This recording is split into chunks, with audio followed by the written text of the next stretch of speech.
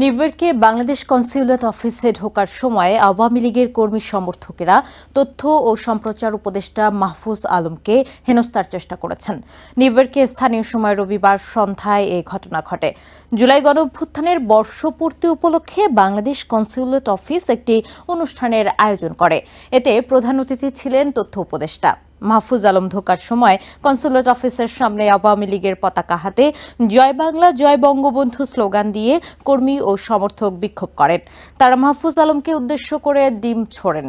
তারা মাহফুজ আলমের বিরুদ্ধে বিভিন্ন স্লোগান দেন এবং কনস্যুলেট ভবনের কাচের দরজা ভেঙে ফেলেন।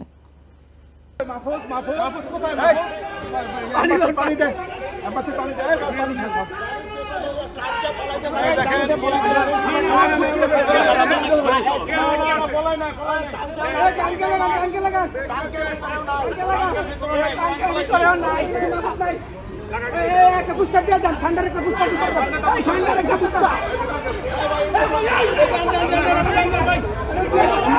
গাড়ি চালানো বন্ধ করে নাটক করে কোন কোন গাড়ি দোকান ফাইনাল ওয়ালি তাওরে লোকান্তরে জয় বাংলা জয় বাংলা জয় বঙ্গবন্ধু জয় বঙ্গবন্ধু শেখ হাসিনা সরকার বারবার দরকার।